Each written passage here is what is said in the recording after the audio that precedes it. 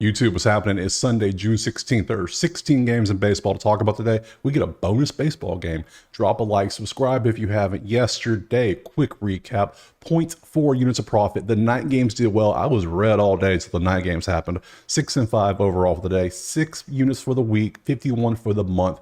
Today, I'm going to try to speed through these games because if we have 16 games, I'm a little late on this video. I apologize, but my model was not ready for a 16th game apparently, so I had to spend an hour fixing it to make it work. So it's all fixed now, been checked, everything's great. First game, let's jump into it. First game, we got the Cardinals and the Cubs. We got Mikolas with a 4.85 against Talion with a 3.09. Looking at the data, we see the Cubs are slightly favored across the board. Nothing really stands out here. However, that total is 11 and a half in a bunch of places. That's one thing and one thing only. That is Wrigley wind blowing out. That's all it is, because looking at the data, you can see neither team is scoring that many runs. 2.7 versus 2.3 in the last 3 games. They're batting 216 and 169. They're both doing terribly when it comes offensively. Nerfy's a 61.7. Not worth looking at. We're going to pass on that. Neither team striking out much, so nothing there either. So looking at the pitching side, Mikolas is going out there with a 4.85 with a 1.19 whip. You can see recently he faced the Cubs back in end of May, 4 hits, 3 over 6. Pretty average game, I would say. Nothing really stands out there. His last game was awesome against Pittsburgh, 7 with 1 hit, amazing. Before that, 2, 3, 3, 1, 3. So we see those numbers there. Talion, on the other hand, 309 with a 1-3 whip. Last time he faced St. Louis was the same day, was 9 hits and 3. So he got a little roughed up on the hit side, but they didn't get many runs for St. Louis. So overall, his last game was pretty good too, 6 with Pitt. So we have 2 pitchers coming off amazing games, facing offenses that are not that great recently. And the only thing that we're looking at odd-wise is 11 and 11 and a half because of the wind. That's it. So this is one of those, if you want to bet on the wind, by all means, go for it. I'm not going to do that because, yeah, this game could end up being like 11 to 9. Sure, it easily could because of the wind.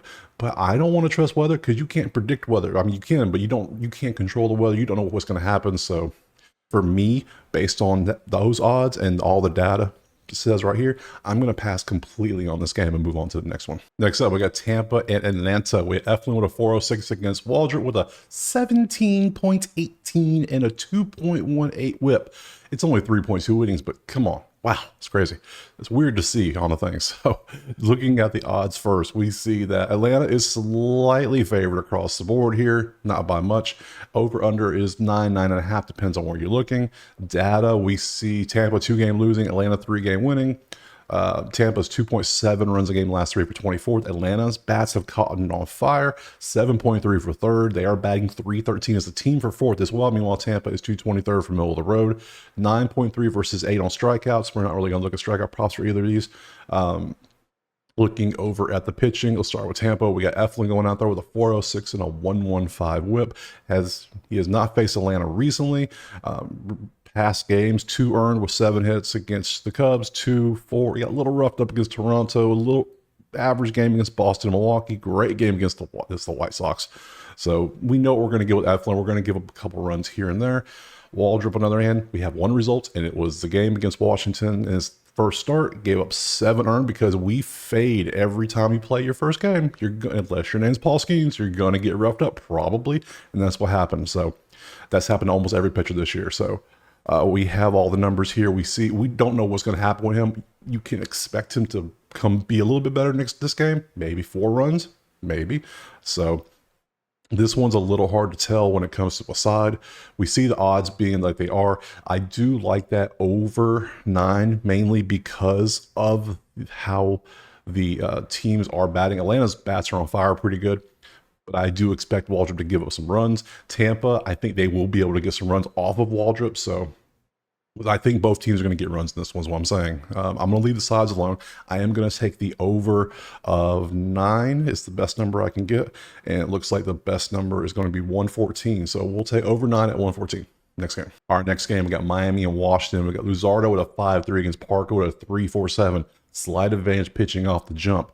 Looking at the odds, Washington slightly favored at home. 8.5 is your total.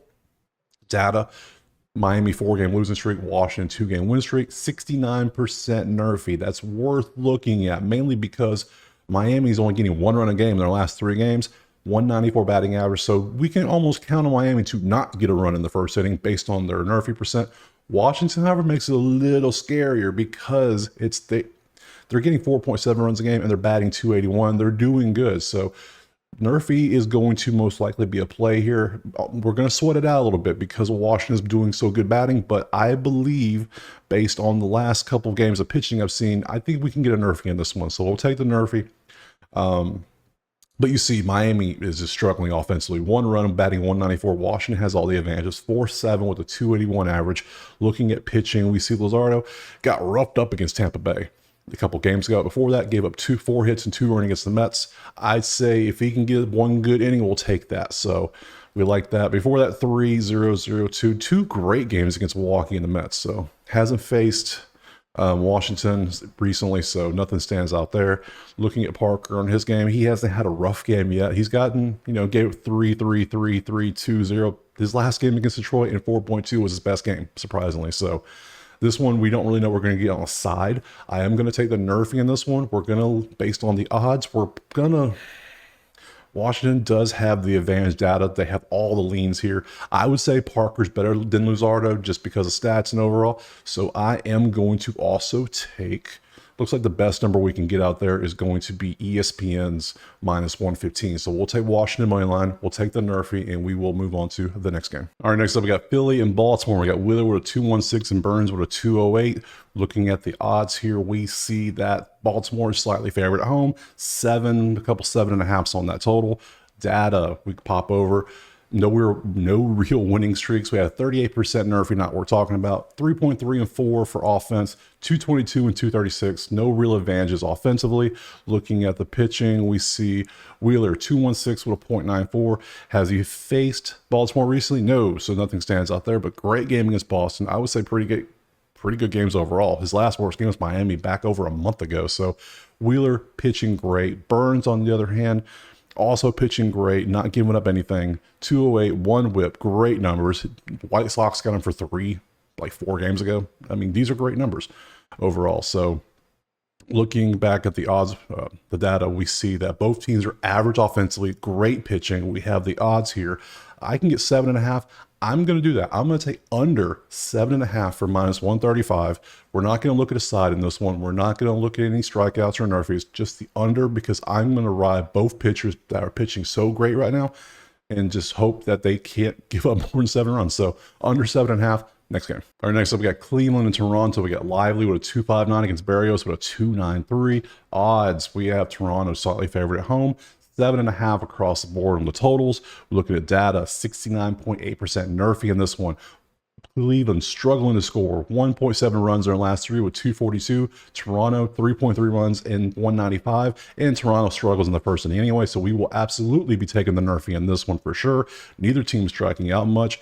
Bounce over to pitching. We see that Lively is coming out with a 259 with a 110. Has not faced Toronto recently. Other than that, 5 innings, great start. Came out and just gave up nothing. Before that, 2-2-1-3-3. Decent numbers overall. Berrios 293 with a 110. Also, decent numbers. Hasn't really shut anybody down, but isn't really giving up a bunch of runs either. So nothing is really standing out in this one. Pitching, I would say the Lively would have the advantage in this one.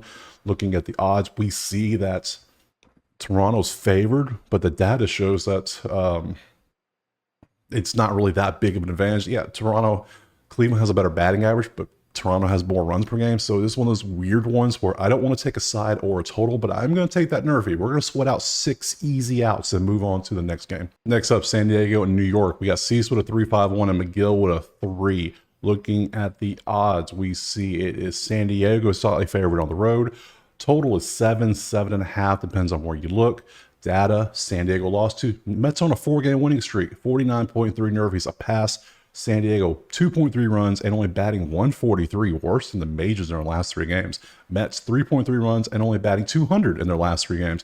So both teams are struggling to score runs, even though the Mets are winning their games. San Diego is terrible when it comes to strikeouts. They've been number 1 or 2 all season. All of a sudden now they're swinging at everything and missing. The Mets are 6. So we have advantages for New York. Slight, albeit, but there are advantages. Pitching, we come over, we see San Diego sending out Old Dylan here with a 3-6 with a 1-0 whip. Last game against Oakland was great, but Oakland has been miserable offensively here recently, so not really much. 3 against LA. 3, 4, 5, 3. He's going to give up a couple runs. That's what he does. McGill, on the other hand, 3-5 with a 1-2-9, has not faced San Diego. He's only pitched a couple games in the past 2 months, so 3-4-0-2. Great game against the Dodgers. Great game against the Dodgers. But other than that, gave it 4 to Washington. Pretty decent game against Miami. So standing out, he looks like he's probably going to give a couple runs as well. The data, both teams are struggling offensively. Both pitchers can give up a few runs here and there. The odds are 7.5 in this one. I can't back an offense on either one when with the over-under when both offenses are terrible, and I can't take an under when the pitchers are not that great. So we're going to pass on that. The side, I can't really back that either because as you can see, the data-wise, there's nothing that stands out here. So for this entire game, it's going to be a pass. Let's move on to the next one. All right, next up, we got Detroit and Houston. Maeda's pitching. He's got a 5.89. Houston has not announced who's pitching, and it is 11-something Eastern. They have still not announced this yet. So this game's going to be a pass, but I will show you the data just in case you want to see it and make a play later on. So looking at the odds, which there are odds for it, oddly enough. How can you put odds out without knowing the pitcher is beyond me, but hey, whatever. They have Houston as a slight favorite with no pitcher. So 8.5 is your total. Data, we can see the odds here. You know, nothing stands out on the streaks. 42% Nerfy, 6.7 Detroit in the last 3 for 4th, batting 315 as a team. Detroit is for 3rd overall in the last 3 games. Houston 14th for 4 runs while batting 258. Detroit is striking out more, so those are the stats. We'll show you Maeda's pitching too, just because I want to make sure you got all the data you need. He has got a 5.89 with a 1-4 whip, and you can see his last few games. He has not faced Houston recently, but his last few games was, 4 innings, only 1 hit. Didn't only pitch 2 pitches here in this game. 5 earned against Boston. You can see 7 earned. So he's been up and down throughout the season. It looks like he was hurt against Texas, came back, pitched pretty great for 4 innings. So this game is going to be a complete pass for me. Do what you want. I'm moving on to the next game. All right, next up, we got Cincinnati and Milwaukee. We got Monsters with a 4.55 against Ray with a 3.53. Looking at the odds, we see is Milwaukee slightly favored at home. You got 9.5, depends on where you look on the total. Data, 57.4 Nerfy. That's a pass for us. 3.7 runs for Cincy in the last 3. 4.3 for Milwaukee in their last 3. So slight advantage Milwaukee.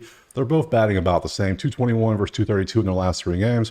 9 strikeouts versus 8 strikeouts. Again, nothing really stands out. Slight advantage Milwaukee, but it's not much. It's not even a run, so nothing standing out. Let's look at the pitching. Montes is going out there with a 4.55 and a 1.39 whip. Has not faced Milwaukee here recently. Colorado, 7 innings of 1 hit ball was beautiful. That was a great game to watch. 1.1 gave up a bunch to the Cubs the next game. So he is up and down this one. So 3-4, 3-4. We see what we get with him. He has a 1 outlier of just dominating Chicago. But other than that, he's probably going to give up 3 or 4 runs. That's what he does. Ray, on the other hand, 3-3-1 with a 1.26. Has not faced the Reds at all either. 7 innings, 1 earned, 3 hits. Great against Toronto. 4 innings, 4 hits, and nothing against Philly. Pretty good. I would say outside of in June, how I would say he's better pitcher, but overall they're about the same to me. So back to the data, nothing stands out here. I would say slight advantage for Ray of the pitching, hence the reason the odds are where they are. I don't want to touch an over under in this one, especially with the teams being right in the middle of the road on offense, and I don't want to take an under on this one either. Side-wise, I really can't take a side either because, Milwaukee's slightly favored, but both these pitchers are pretty much equal. The offenses are equal. This whole game's going to be a pass. Next game. All right, we have the first game of the doubleheader between Oakland and Minnesota. We have Sears with a 4.02 and Ober with a 5.13. I broke this game down yesterday before it was postponed, but we'll do a quick little recap again. Odds are still showing Minnesota pretty heavily favored at home. 8.5 is the total across the board. And you can see the run line, which is going to be in play in this game. I can tell you right now, based on yesterday's plays, data-wise, Minnesota, 9.7 runs for first. They're batting 409 as a team. That's just not one dude. That's every dude swinging the bat like that. So 4 strikeouts or not striking out. That's 3 ones across the board. Oakland, 3.7 for 18th. Not bad, but not Minnesota good. 186 of the team is terrible. That is awful. Minnesota is batting over 200 points better than you right now.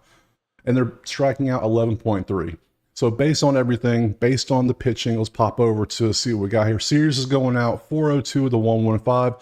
He gives us some runs, 1, 4, 0, 4, 2, 3. We see what we get. He hasn't faced Minnesota yet, so based on just the offense of Minnesota and the way he's pitching, he's up and down. Minnesota's on fire. I expect a few runs from Minnesota in this one. So, and then overs going out for Minnesota with a 5.13 with a 1.19 whip. You can see he gives up runs, has not faced Oakland, but I don't think it matters. He's probably going to give up some runs as well because he's been rocked multiple games. So looking at the odds, we're going to take these. Based on yesterday, I took the over of 8.5. It looks like the best number we're going to get on this screen is going to be 110. I took Minnesota money line, which the best number seems to be 170 today. And we took Minnesota run line, and it seems to be the best number is going to be plus 120. So we're going to take those 3 bets again and move on to the next game. All right, next we got Pittsburgh and Colorado. We have Hudson with the 487 going out there, but Pittsburgh, again, it is 11:20 Eastern, and Pittsburgh has not announced who's pitching today, which doesn't make sense to me. Weird. So we don't have an update on this one. It's nothing. It just says undecided. So again, but we have odds. We have odds. So somehow they know. So Pittsburgh is favored with no pitcher versus Colorado with the pitcher. So over unders 12.5 in this one. I can't do it. I just can't do it. I'm sorry. If I don't know who's pitching, I can't come out there and back somebody. I need to know if they're going to be good or not. So, but I'm passing, but I will show you the stats just so you have them. Data wise, 47% Nerfy. Pittsburgh's getting 4 runs a game versus Colorado's 9 runs a game for second. 262 for Pitt, 336 for Colorado. Colorado's bats are on fire right now. Pittsburgh is middle of the road, top 10 batting average though. 8.7 versus 8.3 on the strikeouts. So you can see, I can see why the odds are the over 12.5 right now, because they're expecting Pittsburgh to send somebody out, probably from the minors who's never started. Welcome to the big leagues. You're facing Colorado, who's on fire. I can see this. So looking at these odds though, I can't really back somebody with this data right here. We'll look at Hudson. Hudson stats here, 487 with a 146. You can see his last few games hasn't faced Pitt, but he's been pretty decent. He only gave up 4. Giving up 4 runs for a Colorado pitcher should be considered normal. So 1, 2, 3. This is Colorado Cy Young type numbers here. So because Colorado pitchers are typically not that great when it comes to numbers. So overall, he's not a bad pitcher. We don't know who Pittsburgh's sending out. Those are your odds. You see the data. We're going to pass on this one. Move on next game. Next up, we got LA and San Fran. We got Joyce with a 12.2 with a 3 whip going up against Harrison with a 396 and a 133.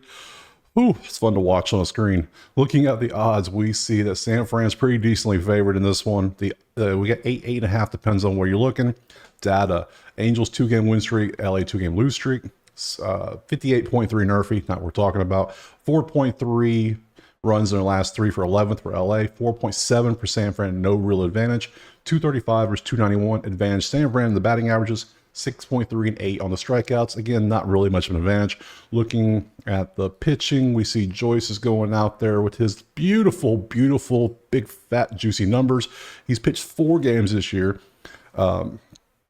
0, 2, 3, 0. He just hasn't pitched. That's why his numbers are so inflated. So he's barely hit 3 innings, so we can't really judge anything off him. All this tells me it's a bullpen game. That's all it is. It's a bullpen game for LA. Looking at Harrison, he's going out there, an actual starter. Outside of that Philly game where he got destroyed for 12 hits and only gave up 4, gave up 3, 1. We know what we're going to get. He's going to give up a few runs. We expect Ben over here to give up a few runs himself. We see both offenses are pretty more than average. They're not best, but they're in the top half. So we like to see that. The total's 8.5, and we got some 8s out there. I am going to take the over in this one. Looks like the best number we're going to get. We can get a minus 102. That's way, no, wrong. We can get a 115. There we go. 115. So we're going to take the over in this one. And we got it with the fact that LA is doing a bullpen game. You got to take the odds on the side here. So we're going to take San Fran money line as a money line parlay piece. So San Fran there, over 8 next game. All right, next up, White Sox, Diamondbacks. We got Thorpe with a 1.8 over 5 innings against Montgomery with a 6.58. Looking at the odds, we see that Arizona's going to be heavily favored in this one at home against the White Sox. 8.5 is your total across the board. Data 49.5 Nerfy. That's a pass, not good enough. 4.3 runs per game for Chicago. Last three is 11th. Arizona 6.7. So even though Chicago is doing well, top 11, Arizona is just doing much better offensively. So, but we have two pretty good offenses here. 257 for 11th batting for Chicago, 284 for Arizona, both in the top, both pretty close to each other. 7.3 and 6.7. So all this tells me is both offenses are doing pretty good.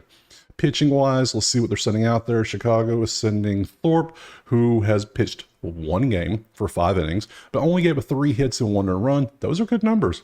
It was Seattle, so he did get 4 strikeouts. And if you know, you know, Seattle strikes out against everybody. So they lead the majors this year in it. Montgomery, on the other hand, 6.78, 1.67. You see what he does.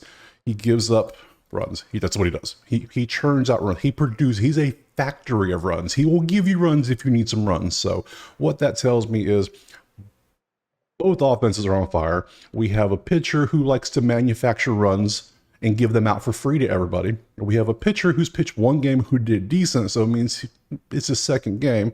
And we have an odds of 8.5. I'm taking the over.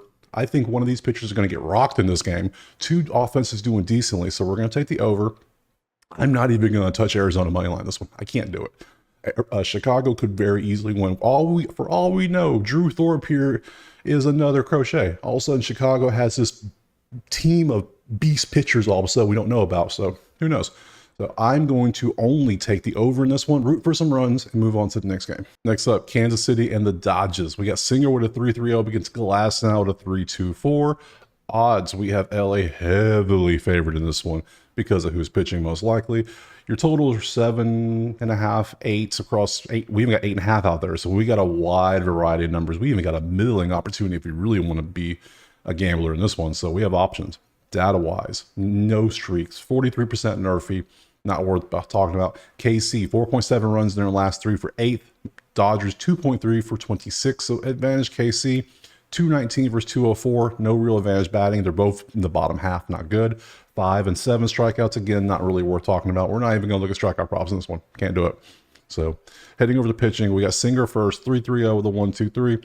It has not faced the Dodgers recently. Got roughed up against the Yankees last game, 2-1, 1-4-1. Before that, he was decent. So he had his one bad game. Is he going to bounce back now? That's the next question, because is he going to be the consistent 1-2 run guy, or is he going to go back to being a 6? We got to see that. On Glasnow, 3.24 with a .94 whip. He got roughed up against the Yankees as well, because the Yankees are just beating up on everybody here recently. But he did get 12 strikeouts. He did get those. If his strikeout prop is good enough, I mean, we'll look at the number, but the fact that KC's 5th and only striking out 2nd, I can't take a strikeout prop. I just can't do it, because they're swinging the bat pretty good. If he comes out as fans 11 or 12, by all means, enjoy that. I'm not going to do that. The numbers aren't good enough for me. So, but overall stats, 5, 1, 2, 3, 4. To me, him and Singer are pretty much the same dude. They both got roughed up in their last game against New York. Before that, they had great games. So to me, same guy. Sue me. So odds being the same, I don't get how LA is minus 250. It just doesn't make sense. The data doesn't point to that. If anything, KC should be favored in this one. So to me, I feel like having a little fun in this one. It's Sunday. There's nothing to do. There's nothing really on TV. So I'm going to have some fun. And this is a fun one for me. Don't do this. I'm going to do this. I'm going to put something on plus money, KC money line in this one. Just why not? Why not? Everybody likes to have a couple ones you have fun with. So, and the best number I'm seeing is 210. Nope, 220 out there. So yeah, we will plus money KC money line in this one, just because I want something to do. So outside of that, not touching anything else. Next game. Our next up, Texas and Seattle. We got Dunning with a 4.8 against Gilbert with a 3.19. Odds, we have Seattle slight favorites across the board. 7, 7.5 is your totals out there. You can see data, 43.8 Nerfies a pass. Neither team's on much of a streak. Seattle, a couple game win streak. 3.3 versus 4.0 are your runs. No real advantage. Both middle of the pack. 219, 191. Seattle struggling to hit the ball, and Texas is bottom half as well. 8.7 versus 13 strikeouts a game for Seattle, because that's what Seattle loves to do, is swing and miss.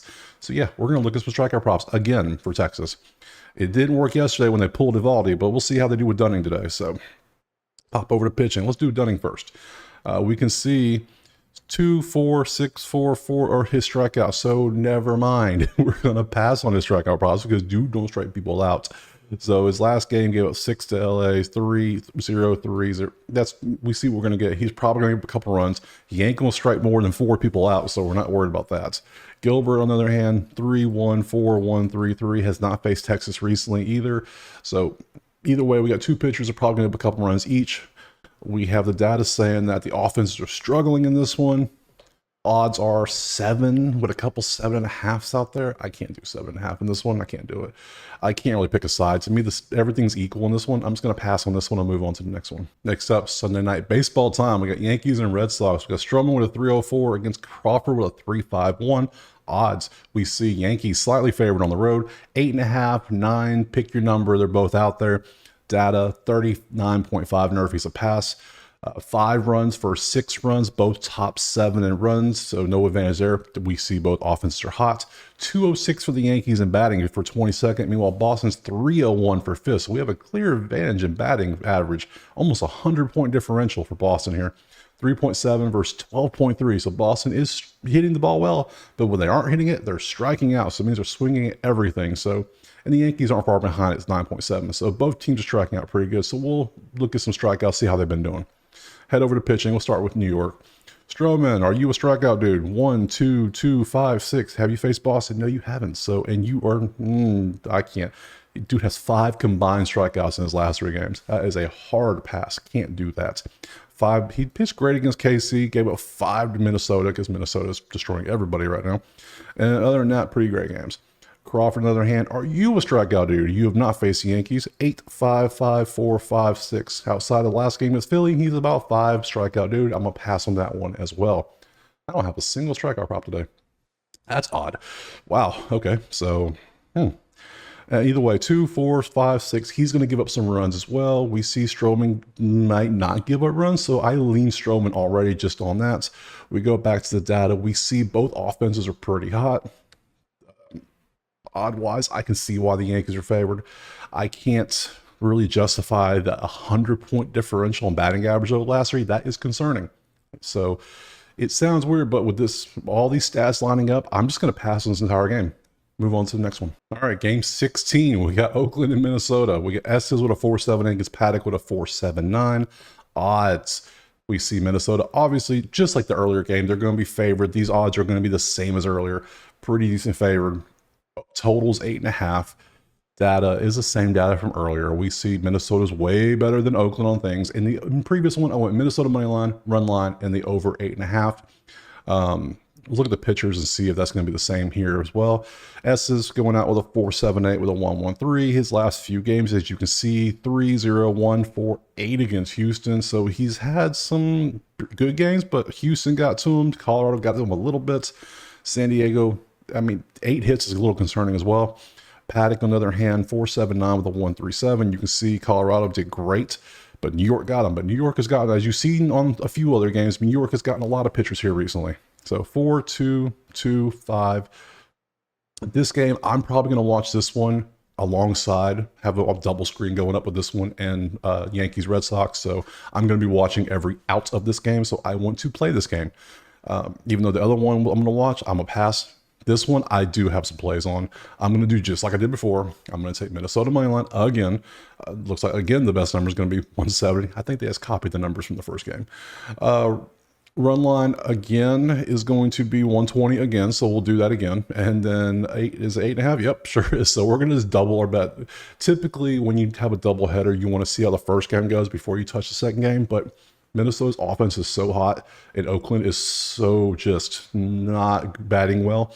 That is a 223-point differential on batting average. No, pass. Can't do that. So I'm going to literally take Minnesota money line, Minnesota run line, and the over again in that one. So that's it. That's it. 16 games broken down. I try to do it faster because of what day it is. I was a little late because I had to redo my model. But other than that, drop a like, subscribe if you haven't. We'll see you tomorrow. Peace.